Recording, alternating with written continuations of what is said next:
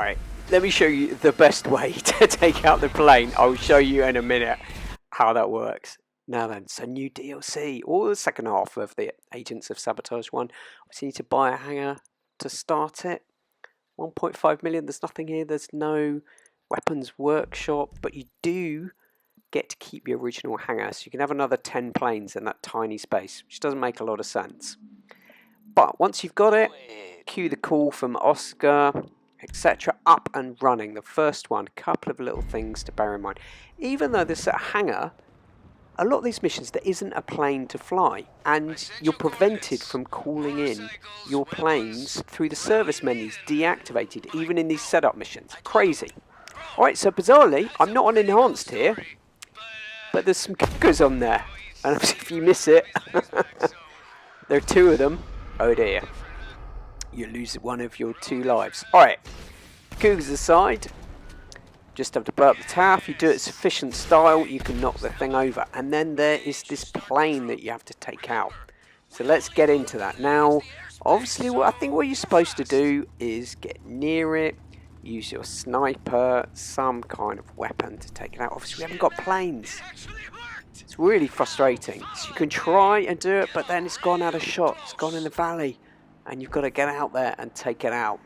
So let me show you the 2 ways that you can do it.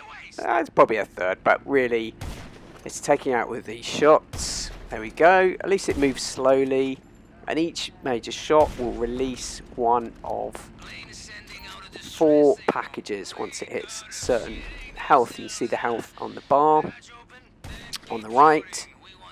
There we go. And no matter how many hits you get, you can't blow it up, but you can get these 4 bits of cargo out of the side. There we go. So that's quite a painful way of doing it. There we go. Got all of those. So I now have to go and collect them.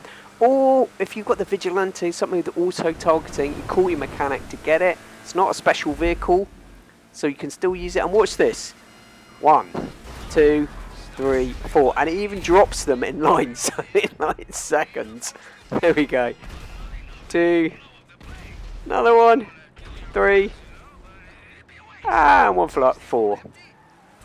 There we go, send him on his way. Even though I had an extra shot, I didn't take him out.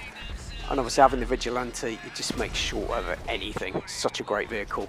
If you can afford it. Obviously not everyone can afford it, but it's worth saving up for. Particularly when things like this, you can't use your service vehicle. Can't use a Sparrow that I would normally use on something like this, which is very annoying. But it makes short work of it. But anyway, you don't have to use it. And watch out for this. Watch that guy go flying. I got away with it. If you take them out, you fail the mission. But you do restart from the spawn point. So don't do that, tempting as it is. And then, effectively, we're done. But, is it over? No. When you get out of range, cue the cutscene to queue up the new Titan.